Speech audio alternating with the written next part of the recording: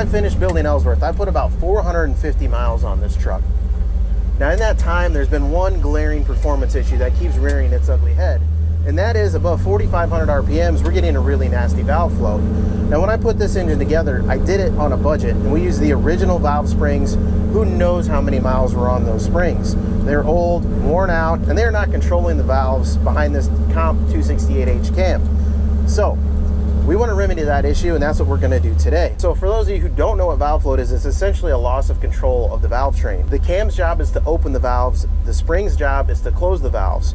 And when you've got an aggressive profile or you're extending the RPM range over the stock application, the springs that are in the original cylinder heads may not be strong enough to fully close and seat those valves. And what happens is you can get exhaust going out of the intake, you can get air sucked through the exhaust, you could even have the engine try to run backwards. All of those things are no good. They rob horsepower, and they ultimately can cause severe damage to the engine. So that's why today we're going to swap in a new set of valve springs and hopefully resolve this issue. Now this camshaft is supposed to be good from 2,500 to about 5,500 RPM. So we're losing out on 1,000 RPM of the powertrain. It's going to make a significant difference in the performance of this truck and how much power we're able to get out of it. So I'm excited to see how that goes. Now, I'm going to briefly try to float the valves here for you guys. I don't want to do this extensively because I do not want to damage the engine, but when we get to the top of the RPM range, listen for the truck to break up, because that's what valve float sounds like.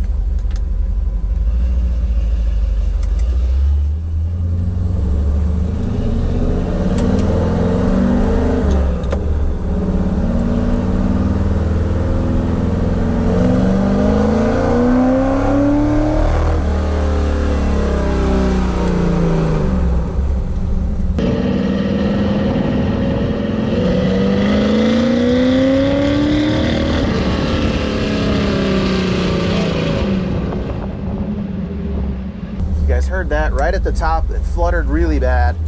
That's not a rev limiter. That's the engine just losing control of the valve train. And essentially, if I continue to rev the engine beyond that, we're going to eventually cause some serious damage. So let's head back to my garage and let's swap out these valve springs.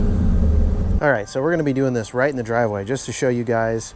This might seem like a big job, but you can do all this in your driveway with a really limited number of specialty tools. One thing we are going to need is a valve spring compressor, and you'll notice this is a stud style valve spring compressor. We may have seen me use this C-clamp style before. The problem with that is basically you need to have the cylinder heads off to use this style of compressor. So we need to use something different. Now you do a little research and you're looking for FE engines in particular. They are not stud mounted rockers.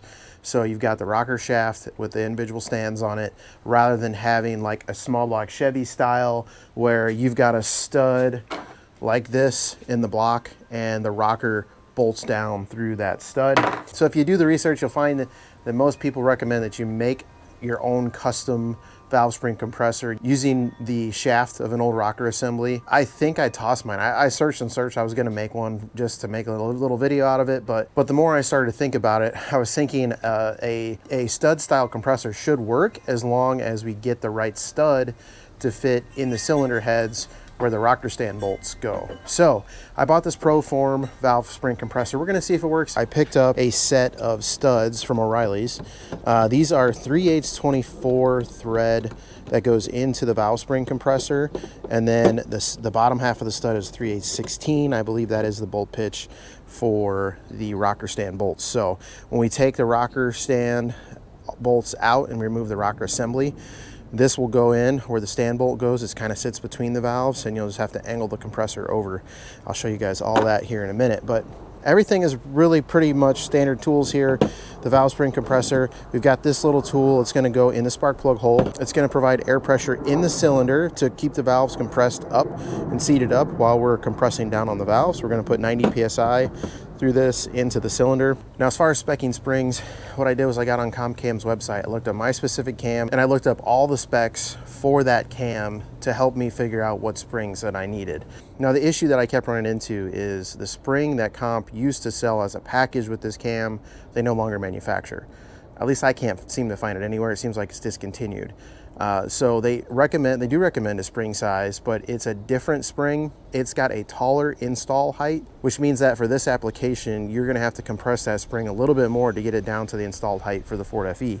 So what that means is basically that spring is always gonna have a little bit more tension on it, and the opening spring pressure, or the spec of that spring, is different than what the actual opening pressure would be. It would actually be higher.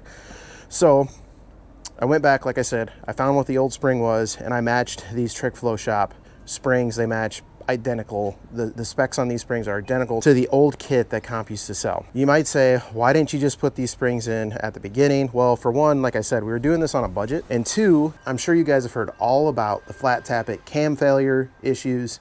And really, there's a lot of debate about this right now. Is it because guys are installing them wrong, not breaking them in properly, not following instructions, or is it just bad parts in general? It's probably somewhere in between. It's probably a combination of the two. But one thing you can do to make sure that you properly break your cam in is you can use a set of break-in springs. Now those springs are much softer than the recommended springs. And that's because you're not revving your engine to the moon. You're putting it out at 2,500 RPMs for 30 minutes. And then once the break-in procedure is done, you remove those springs, you put in the recommended springs. Now, essentially, we've done something similar to that. We've used a much softer spring than we need for this cam and this setup, and we've run the engine for almost 500 miles. So we've broken in those lifters, that camshaft, and now we can go put in a heavier spring that's gonna give us the performance that we need. So all that said, we're gonna get right into taking this all apart. I'm gonna pop off the valve covers, and I'm gonna start on the driver's side. We'll pull the rocker stands off, and we will set the engine to top dead center on number one.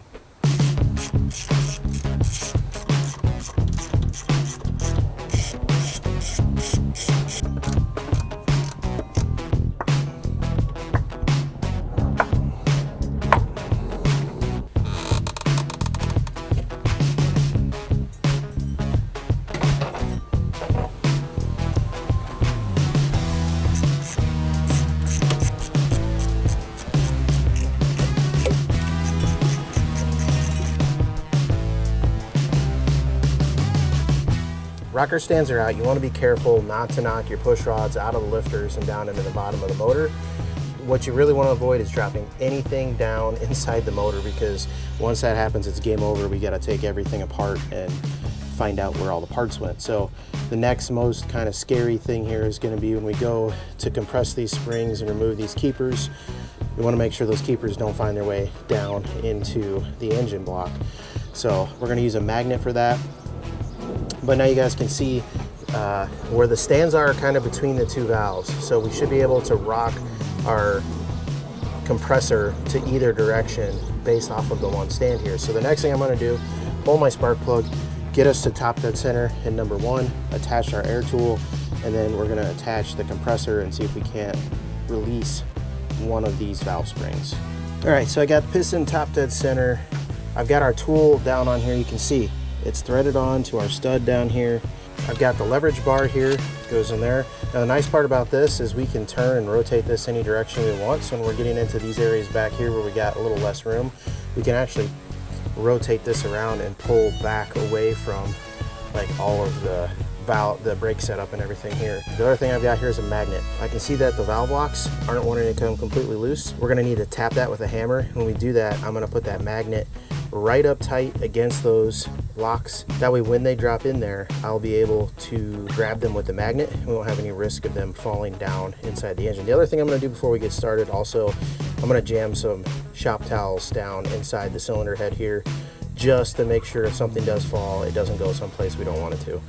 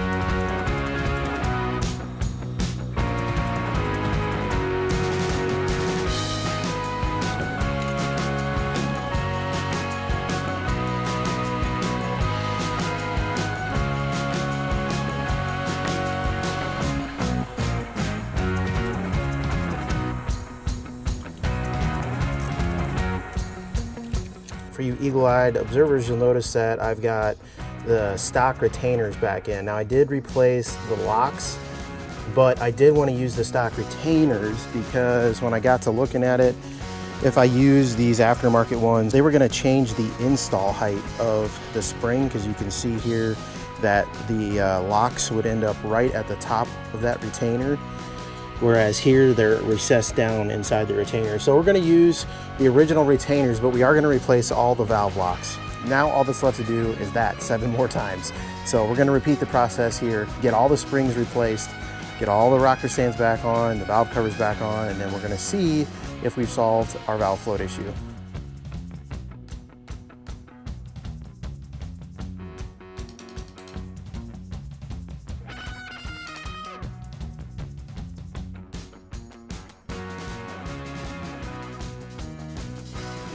All right guys, so I just about turned this into a nightmare job. So I said earlier to be very careful with your push rods, and they were kind of in the way, so I decided I was going to pull them out. And I pulled out the first 4, no issue. So then I moved to pull the next set up, and when I did that, I picked the lifter straight up clean out of its valley and dropped it down into the bottom of the engine here. Now, my first thought was freaking great. This just turned into a much bigger job. But I was very patient. I worked with a set of push rods, and I can see down here now, if this was a Chevy engine, I'd be toast. The intake would be coming off. But because it's a FE and I've got these big windows here, I was able to actually take 2 push rods and kind of chopsticks my way into getting that lifter turned and dumped back down the valley. So once again, word of caution, be extremely careful when you're pulling those push rods out. What I figured out what it was there's enough oil in the cup of the lifter and on the ball end of the push rod that made enough of a little bit of a suction, and it just pulled that lifter clean right up out of the valley and dumped it down inside the motor. So yeah, a 10-minute fix, but it could have been way worse. I could have had to pull the intake clean off this thing, and that would have turned this quick little project into a much bigger one. So be very careful pulling your push rods out.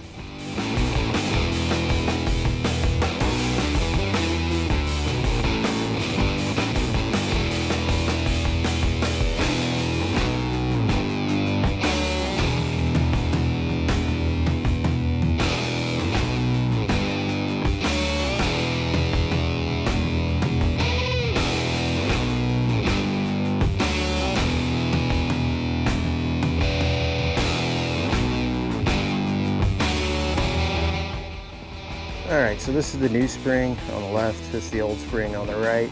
You're really not going to notice much of a difference. They're the same height spring. They're close to the same diameter. The one thing you might be able to notice, might be hard to pick up on the screen, the coils on this spring are much thicker. And let's see, there's 1, 2, 3, 4, 5, 1, 2, 3, 4. So fewer coils, a little bit thicker than the original springs here. They both have dampeners inside of them. So yeah, we got one set done. We're going to move along to the other side. I'm going to hold off on popping on the valve cover until I put the other side on as well. We're doing both at the same time, get them all RTV'd up, because that's what I had to do last time to keep it from leaking. Get those installed once we've got the other half of the valves done here.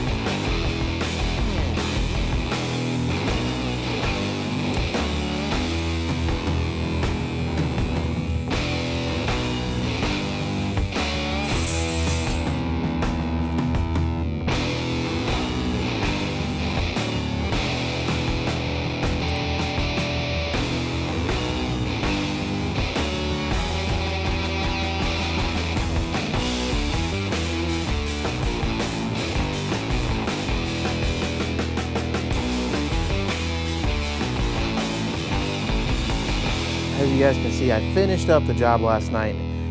I got pretty much everything done on camera, except it got kind of late. I needed to put the valve covers on. I couldn't really test the engine because it was past 9 o'clock already. So that's what we're gonna do right now. We got the new valve springs in there. We're gonna take this thing out for a little cruise, see if we can get above 5,000 RPM. That is the goal here. It's something we've not been able to do in this truck since I put it together. So I'm gonna drop the hood down. We're gonna try and beat this nasty, nasty rain that's coming in. And we're gonna go for a quick cruise, test this thing out, and see if we've made any improvement.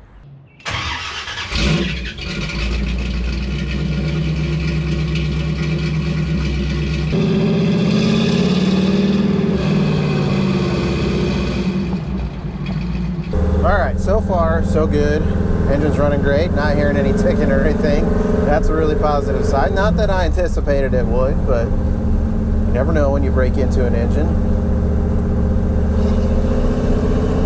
Just getting the truck up to temperature here. We're gonna do the same pull we did yesterday. Here we go.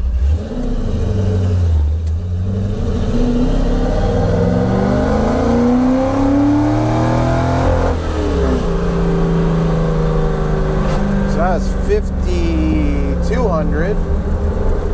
So we broke our 4,200.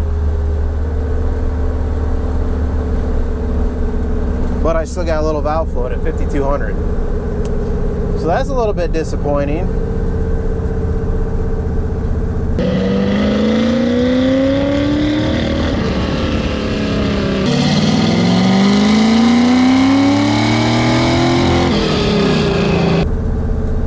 Now I will say we picked up 1,000 RPM.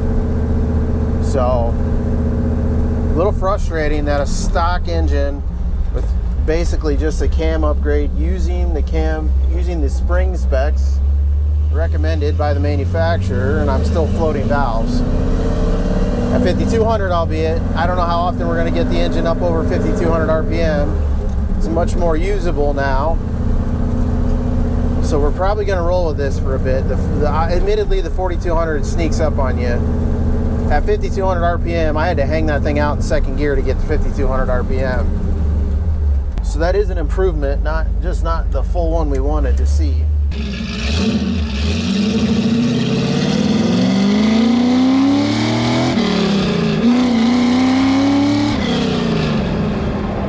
I'm also gonna admit that I don't think it's picking up much power over 5,000 RPM. Just by the butt dyno here,